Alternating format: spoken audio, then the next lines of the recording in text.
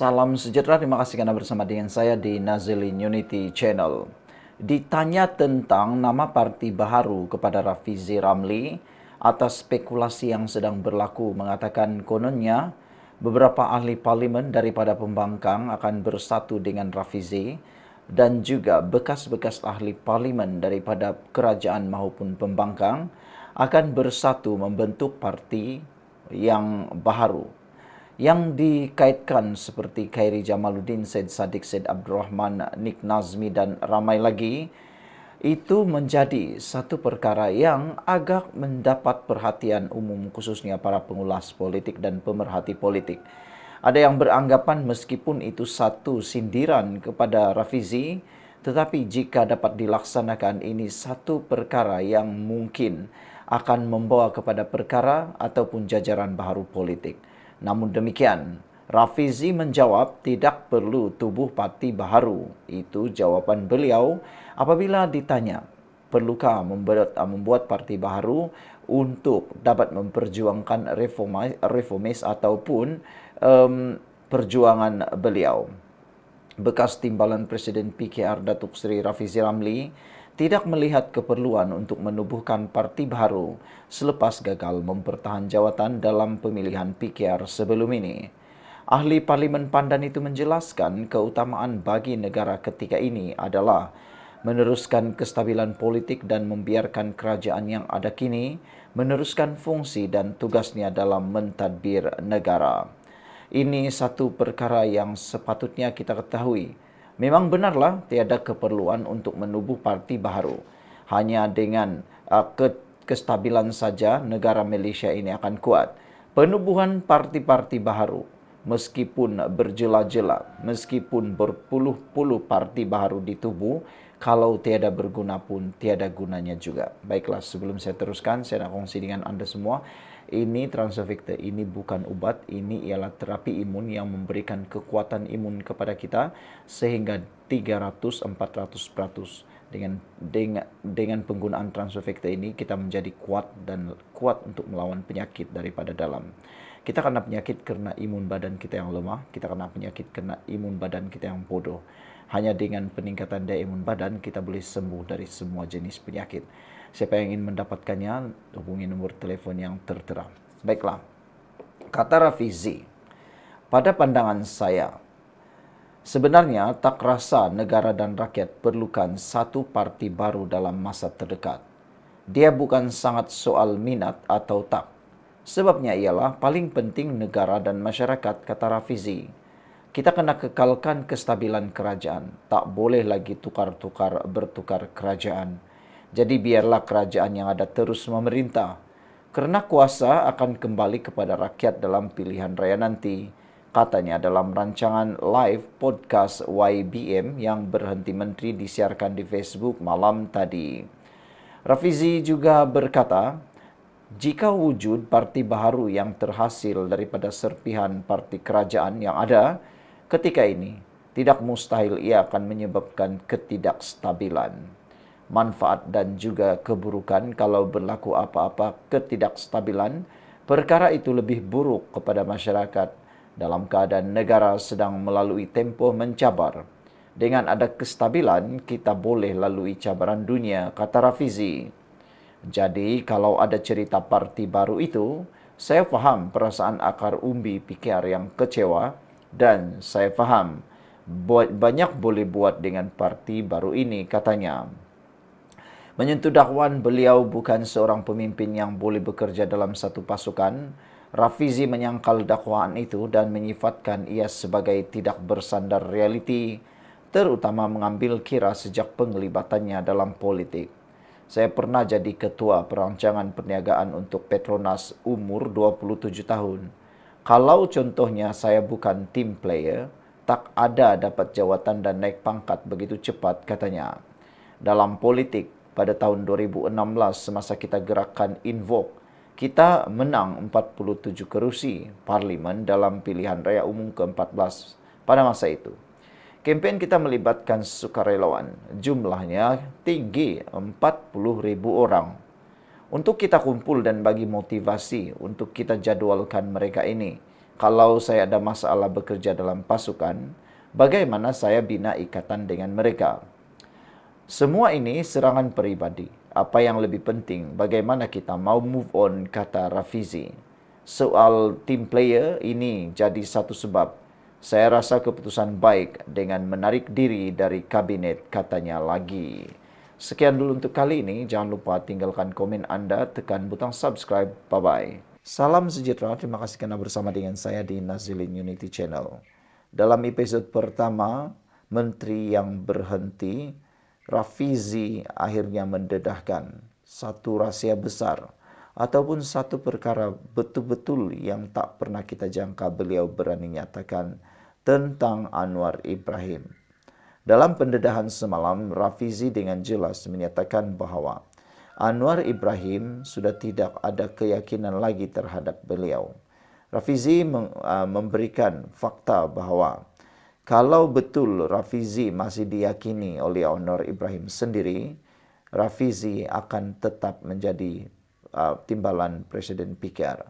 Tetapi oleh kerana Nurul Izzah mendapat restu daripada Anwar Ibrahim sebagai Presiden PKR, maka itulah buktinya, kata Rafizi, bahawa beliau sudah tidak mendapat keyakinan lagi daripada Anwar Ibrahim sendiri. Jadi itulah sebabnya, kata Rafizi, dia perlu letak jawatan. Selain daripada itu, Rafizi juga menyatakan bahawa kalau dia mau teruskan pekerjaan itu, beliau takut dan risau beliau akan menjadi pakturut, lemdak.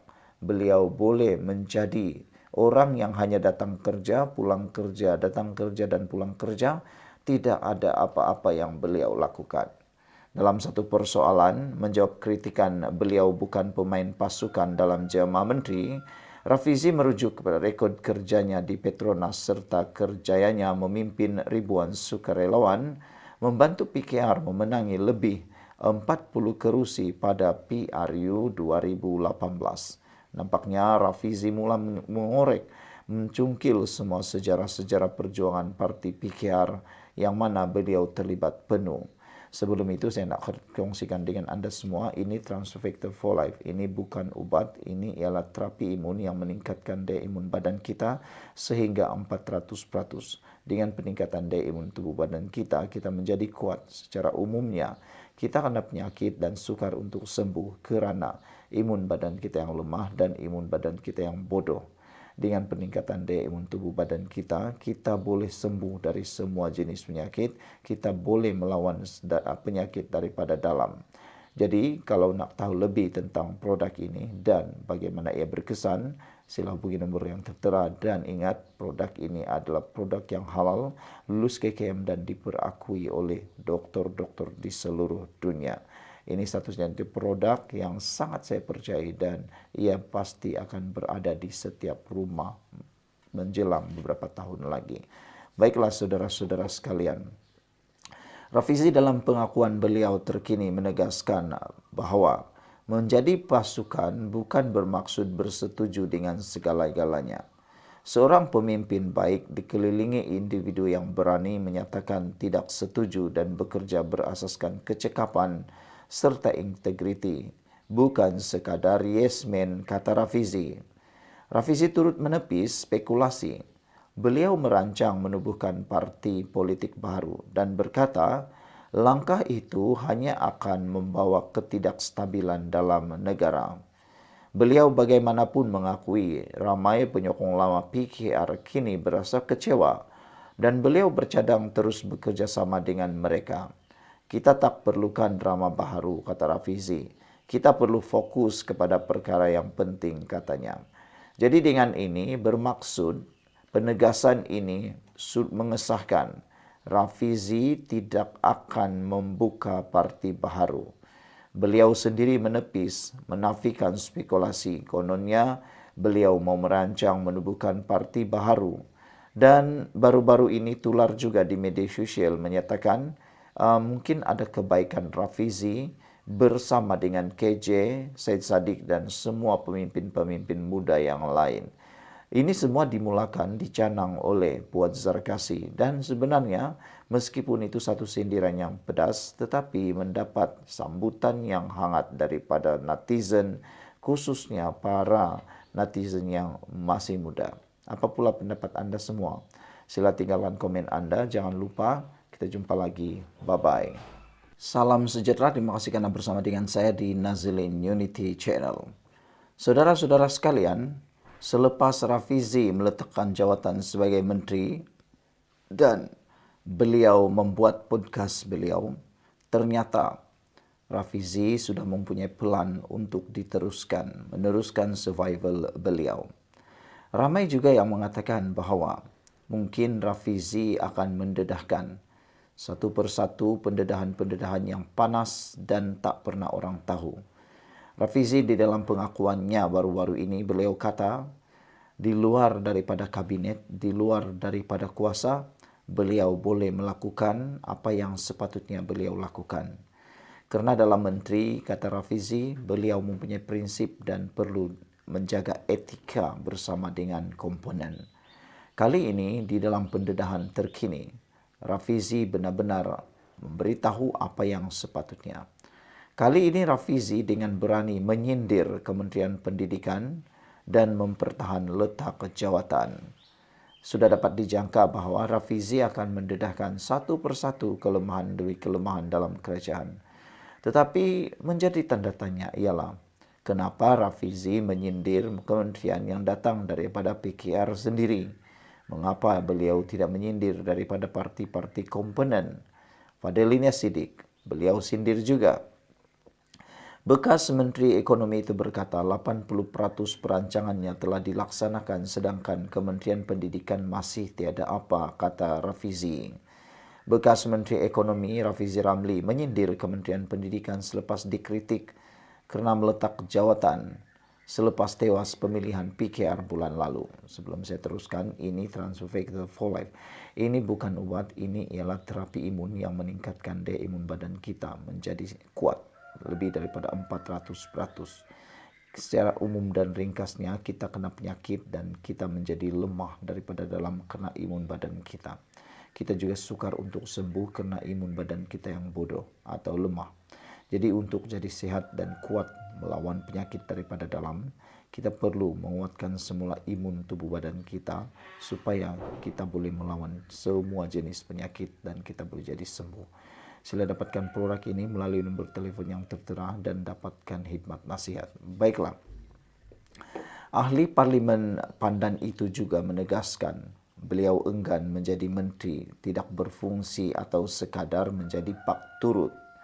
Kata Rafizi, beliau meletak jawatan kerana jelas telah kehilangan kepercayaan Perdana Menteri Anwar Ibrahim sekaligus menyukarkan pelaksanaan reformasi secara berkesan. Dalam episod pertama audio siarnya yang berhenti menteri, Rafizi mempertahankan prestasinya sebagai anggota Jemaah Menteri Kerajaan Perpaduan. Kata Rafizi, sekitar 80% daripada apa yang saya rancang telah diluluskan Jemaah Menteri. Semua itu telah dilaksanakan, kata Rafizi lagi. Beliau menyebut beberapa inisiatif besar dilaksanakannya, termasuk Rancangan Malaysia ke-13, peralihan tenaga, reformasi pasaran buruh, dasar gaji progresif, reformasi fiskal, subsidi bersasar dan inisiatif kerajaan digital. Rafizi turut mempersoalkan kritikan terhadap tindakannya meletak jawatan sambil mengalih perhatian kepada kementerian lain. Kata Rafizi, saya kadang-kadang rasa geram. Kementerian Ekonomi ditanya macam-macam. Pergilah tanya Kementerian Pendidikan, kata Rafizi. Sudah 2 tahun setengah, mana kerangka utama, tiada apapun, kata Rafizi. Tapi mereka sibuk bercakap tentang orang yang dah letak jawatan, katanya lagi. Rafizi yang tewas kepada anak perempuan Anwar, Nurul Izzah, dalam persaingan jawatan timbalan Presiden PKR berkata, lebih baik meletak jawatan daripada jadi menteri tidak berfungsi. Menurutnya, beliau meletak jawatan bukan kerana kecewa, tetapi kerana beliau sedar telah hilang keyakinan Perdana Menteri yang menjadikan pelaksanaan reformasi secara berkesan tidak mungkin berlaku. Apabila Nurul Izzah bertanding melawan saya, jelas beliau mendapat restu Anwar yang juga Presiden PKR. Itu isyarat kepada penjawat awam bahwa saya tidak lagi disokong Perdana Menteri, katanya. Kalau saya kekal, saya akan jadi Menteri Lemdak. Kalau saya coba teruskan kerja secara berkesan, kementerian pula akan terbeban, dasar saya akan ditolak. Kalau saya sanggup hanya datang kerja dan balik setiap hari, tapi itu bukan saya, kata beliau lagi. Sekian dulu untuk kali ini, jangan lupa tinggalkan komen Anda.